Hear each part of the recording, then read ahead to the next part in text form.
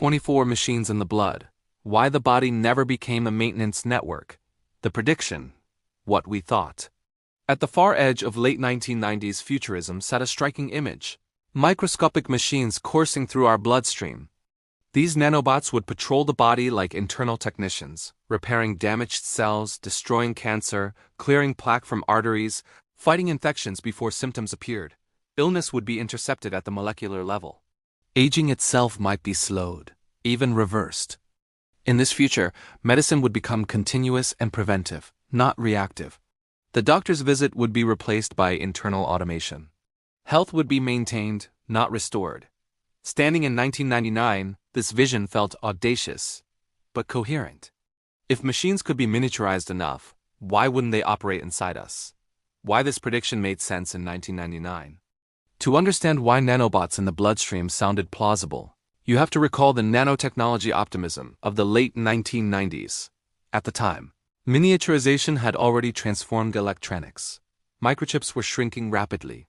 Molecular biology was revealing cellular machinery.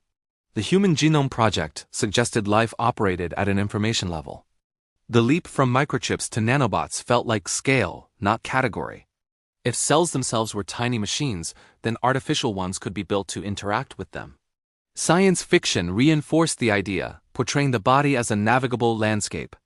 Medical intervention seemed poised to move from organs to cells, and then to molecules.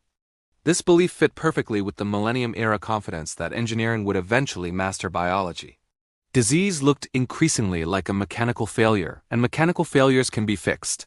For younger readers today, it's important to note how seductive this framing was. The idea of internal machines promised control, precision, and permanence, all virtues of late 20th century engineering culture. Who said it, and where? A most prominent advocate of this vision was Ray Kurzweil, who argued in The Age of Spiritual Machines, 1999, that nanobots would eventually operate inside the human body to monitor health and repair damage at the cellular level. Kurzweil described nanotechnology as a natural continuation of miniaturization trends. As machines became smaller and smarter, they would cross the boundary between external tools and internal systems. His confidence was consistent with his broader worldview. Exponential progress would carry technology into domains previously considered biological or philosophical. In 1999, this didn't sound fringe. It sounded like the endgame of medical engineering. What actually happened? 2000 to 2025. Nanobots did not arrive.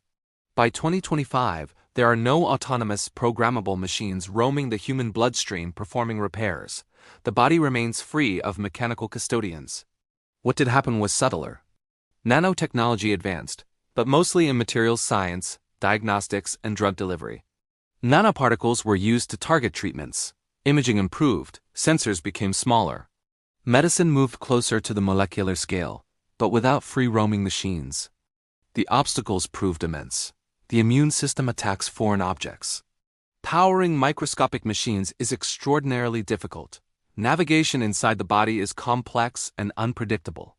Safety and regulation are unforgiving. The body is not an empty pipeline. It is a hostile, dynamic environment evolved to resist intrusion. By the 2010s and 2020s, enthusiasm shifted away from autonomous nanobots toward biological solutions, engineered cells, targeted therapies, and gene editing. Instead of building machines to live inside us, researchers increasingly modified biology itself. The original vision faded, not because progress stalled, but because a different path proved more viable. Verdict. Status. Unrealized. Nanobots operating autonomously in the human bloodstream do not exist. While nanotechnology plays a role in modern medicine, the specific prediction of internal machine swarms repairing the body remains speculative. The future did not deliver mechanical caretakers. Why it played out this way? The central mistake was underestimating biological hostility. The human body is not a neutral environment. It actively rejects foreign objects. Any machine introduced must evade immune response, avoid toxicity, and operate safely across enormous variability. There was also a power problem. At microscopic scales, energy storage and control become severe constraints. Biology solves this through chemistry and metabolism. Mechanical systems do not. Finally, the prediction assumed that mechanical solutions were the natural answer to biological problems. In practice, the opposite proved true. Biology is better solved with biology. The future didn't reject precision medicine.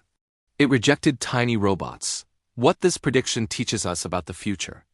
This case highlights a recurring pattern in futuristic thinking, confusing metaphor with feasibility. Cells look like machines, so we imagine machines replacing them.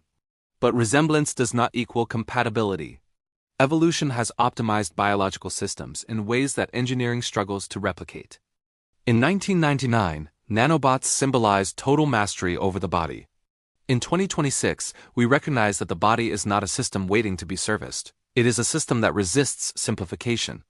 The future delivered molecular medicine. It did not deliver microscopic mechanics. One sentence takeaway. We imagined machines repairing us from the inside, but discovered that the body is far less welcoming to robots than to biology.